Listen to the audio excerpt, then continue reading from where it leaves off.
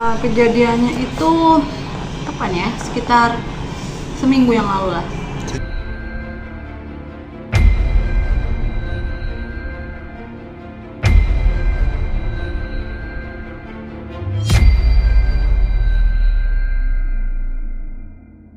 Seminggu. Ya. Kalau boleh tahu penyebabnya ada apa aja sih? Sampai akhirnya datang polisi itu gimana ceritanya, Kak? Jadi memang ada masalah keluarga sebenarnya yang nggak harus diomongkan, diceritakan juga karena kan itu privacy ya. Jadi ada sebenarnya udah masalah itu udah lama banget, cuman karena Claranya mungkin lagi udah nggak bisa dibendung lagi, udah stres juga, jadi ya tiba-tiba kayak gelap aja. Emang seminggu terakhir ke belakang itu udah kayak udah kayak nggak main sosial media, nggak main Instagram juga, banyak banget lah masalah yang datang gitu, makanya sampai kepikiran lompat gitu kan. Sebenarnya itu udah masalah keluarga aja, nggak ada masalah dengan siapapun. Itu sampai akhirnya datang polisi memang beneran udah di balkon atau seperti apa, Kak? Sampai akhirnya ada polisi datang gitu ke Iya, apartemen? posisinya emang udah di balkon, udah lompat dari jendela kamar. Jadi udah tinggal tangan doang yang di pagar gitu, jadi makanya langsung ditarik sama serse dari Polres Tanjung Duren. Nah waktu kejadian sendiri kakak di apartemen Dia lagi di apartemen. sendiri atau ada teman atau? Ada manajer aku, cuman posisinya kan kebetulan waktu itu memang ada kasus juga, jadi ada lawyer aku, Bang Niko juga, ada manajer aku, jadi mereka pada lagi meeting gitu. Karena memang lagi ada masalah juga, jadi yang perlu arahan dari Bang Niko kan. Jadi posisi saat itu memang lagi meeting, tiba-tiba Clara memang udah sering sendiri di kamar, terus lagi setiap ada masalah tuh Clara coba untuk tenangin diri di kamar, cuman lama-lama kok tiba-tiba kayak nggak kuat gitu, langsung kunci pintu, langsung Clara mau lompat gitu posisinya gitu. Langsung panik lah semua di situ. Ada kaitannya sama kasus sebelumnya mungkin, Kak, yang ada ancaman-ancaman itu mungkin?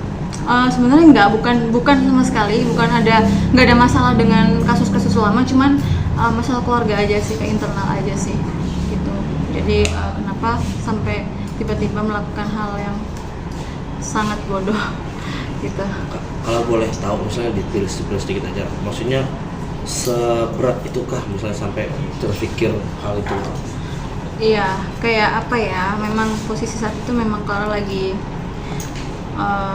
kesulitan juga, dalam arti ekonomi juga, terus apalagi di Jakarta kan kita harus benar-benar fight, sedangkan masalah keluarganya yang bikin Clara juga kurang semangat gitu, jadinya ya numpuk lah gitu, numpuk banget pokoknya. Masalah kemarin tuh benar-benar kayak aku tiba-tiba terpuruk gitu, merasa kayak nggak ada lagi semangat, terus kayak nggak ada lagi, kayak udahlah gitu, udah akhirin aja lah gitu, kayak udah mentok gitulah. Jadi tiba-tiba langsung kayak kunci pintu, tiba-tiba kayak mau udah di luar jendela juga, udah pegang tangan. Jadi untungnya di unit sebelah itu ada kayak tetangga yang peduli juga gitu kan waktu itu. Jadi memang sempet gak bisa tarik, tiba-tiba ada laki-laki lah yang ngelawatin gitu, ternyata serse.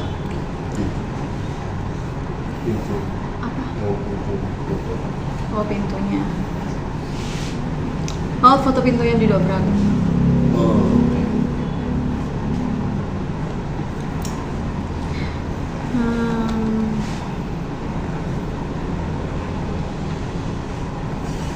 Nih.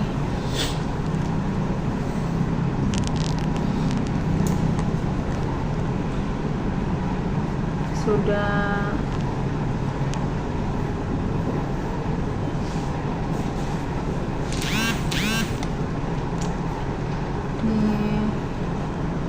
jadi yang dobrak ya manajer aku ini yang pakai dobrak ini. Jadi semenjak kejadian ini udah nggak Clara tinggalin lagi apartemennya. Kenapa, Kak? Ini yang Ditinggalin? luka-luka apa? Kenapa ditinggalin apartemennya? Ya kayak trauma sendiri, tiba-tiba kayak merasa, aduh kenapa kok aku bisa begitu gitu. Kayak merasa memang udah kayak nggak ada apa-apa, nggak ada semangat, udah kayak udahlah gitu, udah emang sebelum kejadian ini juga udah nggak main Instagram, nggak main apa, udah kayak misal udah kayak ini, udah kayak nggak ada lagi semangat hidup gitu. Terus sampai akhirnya saat ini bisa bangkit lagi karena apa tuh Kak? Jadi setelah kejadian itu tiba-tiba Mas Sony menyarankan untuk coba curhat gitu, karena tuh orangnya tipe yang tertutup ya, nggak pernah mau cerita masalah keluarga, apalagi masalah apapun, nggak gampang percaya dengan orang, makanya selalu mendem sendiri gitu. Tiba-tiba kayak langsung numpuk, tiba-tiba waduh kayak udah nggak mau hidup lagi lah gitu. Akhirnya tiba-tiba pas udah kejadian inilah, tiba-tiba Mas Sony udah coba sharing sama kita, sharing sama Mas Sony, sharing sama lawyer aku, karena kebetulan Bang Niko udah kayak keluarga juga, jadi kita curhatlah di situ, barulah curhat, menumpahkan semua masalah gitu. Kak, Kayak gitu. mencoba untuk ke psikiater ya sih? Udah, jadi udah ketergantungan obat penenang sampai akhirnya disuruh berhenti. Jadi ketika sedikit gelisah, obat penenang sebenarnya nggak boleh gitu, karena dokter menyarankan hanya untuk ketika bener-bener kalut gitu, kayak udah stres gitu. Kecuali kalau misalkan cuma gelisah aja minum, nah itu nggak boleh. Makanya ketergantungan akhirnya. Jadi di stop sama dokter. Kalau diterusin juga bahaya, bikin ketergantungan itu tadi kan. Ya udah akhirnya berhenti, kacau lah semuanya. Soal kejadian ini kakak bilang sendiri, maksudnya keluarga di rumah tahu atau gimana? Keluarga di rumah ada tahu Pada akhirnya. tahu pada akhirnya, karena kan kebetulan udah lama nggak pulang, hampir 6 bulan kan. Terus kemarin pulang, walaupun cuma 3 hari, cuman badannya di Malang, pikirannya di mana-mana udah kayak nggak hangat lah gitu dengan keluarga. Jadi ya pulang itu hanya untuk ngobatin rasa kangennya mama gitu kan, kayak gitu. Tapi jadi lebih religius gak Kak semenjak ada kejadian kayak gitu? Lebih mendekatkan diri pada Tuhan, terus merasa bersalah terus ya, hampir tiap hari kayak merasa nggak bersyukur gitu kan, udah dikasih kehidupan yang layak gitu, masih aja nggak bersyukur kayak gitu. Memang kemarin itu posisi saat udah lompat itu memang sudah kayak nggak ada apa ya, kayak udah nggak ada lagi semangat, udah kayak udahlah gitu loh, maksudnya selesai aja lah gitu. Memang orang kalau udah lagi depresi memang bener-bener kayak udah gelap gitu ya, itu memang nggak bisa disalahin gitu. Jadi kayak mengakhiri hidup itu adalah jalan terbaik gitu, hanya itu aja pikirannya udah. Berarti bisa dikatakan benar-benar kayak udah gak ketampung lagi nih kan? Iya, udah nggak ketampung lagi. Terus sebenarnya kalau misalnya boleh dikasih tahu sedikit kan, maksudnya salah satu aja yang jadi penyebab itu apa sih Kak? Merasa kayak apa ya, kayak lebih sensitif sih ya, kayak merasa gak dihargain gitu loh. Terus kayak merasa padahal kitanya lagi kayak misalkan nih orang gak ada apa-apa jadi kayak ada apa-apa gitu loh. Kitanya kok gak dihargain, padahal ya orang itu ngehargain kita. Cuma makanya orang lagi depresi tuh kayak orang stres gitu loh. Apa ya, dibilang kayak nggak percaya diri, terus tiba-tiba ada panggilan callingan syuting misalkan contohnya, aduh nanti kalau aku di lokasi nanti aku nggak dibaikin sama sutradara tuh gimana. Jadi pikirannya udah negatif duluan gitu. Itu pertama yang Clara alamin ya, itu seperti itu. Jadi kayak misalkan tiba-tiba hilang percaya diri, tiba-tiba kayak insecure gitu, tiba-tiba kayak aduh kalau aku kumpul sama teman-teman nanti gimana ya di sana ya. Jadi kayak udah kayak negatif terus gitu. Mungkin karena stres tadi kan, belum banyak masalah, terus tiba-tiba ketika lagi ketemu temen juga kayak murung gitu, kayak merasa enggak gitu, kayak enggak mood gitu. Lebih banyak tidur gitu. Kayak udah kayak enggak ada semangat gitu loh. Mungkin dari masalah ini nih Kak, terakhir ya, maksudnya dari masalah ini sendiri sampai akhirnya bisa setenang ini sekarang bisa dibilang, maksudnya apa nih yang kakak sama misalnya orang-orang dekat lakuin akhirnya? Jadi kemarin memang Clara kan sempat bilang sama Mas Sony sebagai manajer, terus lawyer aku juga itu yang sangat support gitu ya, selalu bilang kamu maunya gimana sih tentang karir kamu nih gitu. Kamu kadang-kadang kenapa kamu nggak selalu konsisten? Kemarin seksi, sekarang tiba-tiba berubah dan berubah terus kan, ganti nama lah yang ini lah yang itu. Maksudnya kamu maunya gimana nih arahnya nih gitu. Akhirnya Clara cover lagu pop. coba di pop. Tiba-tiba manajer aku ngomong sama aku, coba dia di pop deh gitu. Ya udah akhirnya disambungkan lah sama, kebetulan memang karena pernah di Naga Suara, tiba-tiba lawyer aku dibalik ketemu sama lawyernya bapak, tiba-tiba disambungkan lah di situ. Udah masuk ke Naga Suara aja gini.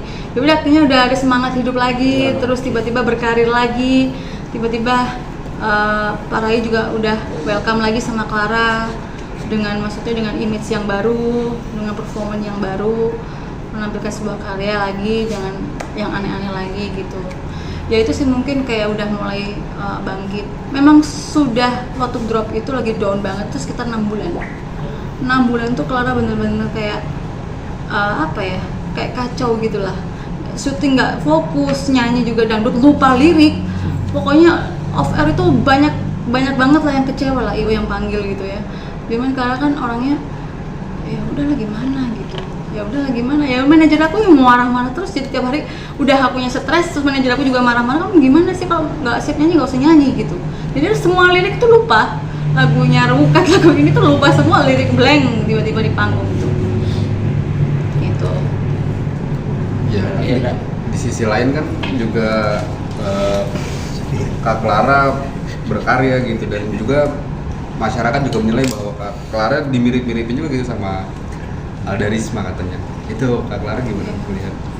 Sebenarnya udah banyak banget yang bilang ketika Clara udah mulai kurusan tuh banyak banget yang bilang reinkarnasinya almarhum Kak Alda gitu. Cuman Clara waktu itu belum sempet tahu siapa sih sosok almarhum gitu kan. Ternyata penyanyi yang luar biasa juga. Ya semoga juga karirnya sama, rezekinya sama gitu kan. Sejauh ini makanya Bapak sampai Pak Rahayu bilang coba kita recycle lagunya almarhum supaya kamu lebih semangat lagi, terus kita rubah semua aransemen musiknya, terus kita bikin kamu tuh sebagai sosok yang reinkarnasinya almarhum gitu. Makanya sebelumnya kan juga minta maaf juga buat fans-fansnya almarhum Kak Alda, semoga bisa bisa menerima karya-karyanya Clara, nantinya bakalan bikin lagu sendiri, terus mendukung dan mensupport juga karirnya Clara gitu. Berarti memang lagi mempersiapkan lagu recycle dari Kak Alda. Iya, recycle lagunya almarhum. Kebetulan Bapak juga Pak Rahayu bilang coba kita bikin semua lagunya Alda kamu yang nyanyi gitu, dengan recycle yang instrumental atau aransemen yang berbeda gitu. Berarti lebih ke mana aransemennya? Lebih ke tetap di dangdut, cuman dangdutnya lebih kayak dangdut dangdut modern gitu.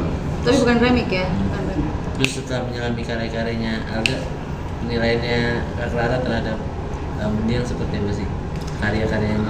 Luar biasa banget karyanya juga kan. Siapa sih yang nggak tahu lagu-lagunya almarhum gitu kan. Terus yang Clara bisa lihat itu memang sosok yang fake juga. Terus walaupun sempat juga ada kabar yang nggak baik di almarhum sampai akhirnya meninggal dunia. Ya mungkin kan itu kan namanya kita nggak tahu dia punya masalah, makanya balik lagi ke tentang depresi tadi ya. Makanya kita nggak bisa nyalahin orang kalau lagi depresi, itu memang benar-benar kita nggak bisa, kita kasih nasihat apapun nggak bakalan bisa masuk, kecuali yang bersangkutan ini bisa dibawa ke dokter yang tepat gitu. Kadang-kadang dokter juga nggak selalu tepat kan kalau dokter psikiater gitu. Jadi kita memang benar-benar harus cari sosok yang bisa nyambung sama kitanya gitu. Susah banget sih memang kalau menyembuhkan orang yang depresi itu. Gitu. Tapi berarti Kak Clara sendiri nggak keberatan gitu ya Kak disama-samain sama justru bersyukur banget, semoga sama rezekinya, karirnya sama. Amin. Tapi beban nggak sih Kak buat nge-recycle lagu-lagunya almarhum? Kalau beban sih beban ya. Takutnya namanya fans juga kan, ada yang nggak suka, ada yang suka, itu pasti ya pro kontra nantinya kan. Cuman ya gimana lagi kalau orang kita, Clara sih pengennya ya berkarya, pengen menampilkan yang terbaik gitu. Kalau seandainya pun nanti di tengah-tengah perjalanan tiba-tiba ada fansnya yang nggak suka, ya mungkin ya namanya orang, kita hidup ada yang suka ada yang nggak suka. Ya semoga sih seluruh fansnya almarhum bisa menerima Clara untuk menyanyikan lagu-lagu mendiang kayak gitu. Clara, sebelumnya emang ngefans juga sama Alda? sebenarnya Clara itu belum tahu sosok almarhum gitu, cuman taunya kayak penyanyi Nika Ardila kayak gitu ya. Makanya waktu bilang kamu tuh mirip sama almarhum penyanyi Alda Risma yang mana nih? Akhirnya Clara searching gitu. Oh iya. Ketika Clara kurus tuh udah kayak banyak yang bilang, memang banyak banget yang bilang seperti itu. Kayak gitu. Prosesnya sampai mana? Proses lagu ini sendiri. Tadi sudah take vokal, sudah dari jam berapa tadi ya? Sekitar jam 6 lah. Biasanya satu lagu itu karena cuma 1 jam, tapi ini bisa mencapai berjam-jam. Tiba-tiba kayak pas lagi rekaman tiba-tiba kayak merinding gitu. Tadi tuh kita di atas juga kayak beda banget auranya juga, suasananya gitu. Padahal itu musiknya bukan musik pop, musik dangdut gitu ya, cuma kok kenapa ya kayak tiba-tiba kayak tegang gitu di atas tadi tuh. Makanya kita coba doa lah gitu, biar dilancarin gitu. Sekitar 3 jam ya, 3 jam. Satu lagu, berapa lagu? 1 lagu 3 jam. Satu lagu 3 jam. Ini baru 1 lagu kak? Ya? Baru 1 lagu? Baru 1 lagu. Yang judulnya Aku Tak Biasa. Rencananya ada berapa lagu yang bakal dirilis? 1 album dari mendiang almarhum. satu untuk 1 album. 1 album. ada 3 jam. 1 lagu 3 jam. Baru ini sih rekor. Kak sudah sempat izin dari keluarga almarhum Iya. ya untuk lagu? Nah itu rencananya yang bakalan Clara mungkin lebih kayak ziarah ke makamnya almarhum juga kan. Terus pasti kita nanti bakalan ke keluarganya Kak Alda gitu kan, untuk izin ya, nun sewu gitu ya, membawakan lagu-lagu almarhum. Terus ya itu sih mungkin yang bisa kita ini ya, lakukan ya. Pindahan. Simpan semua. Oke, thank you guys. Terima kasih. Waktu yang pas kejadian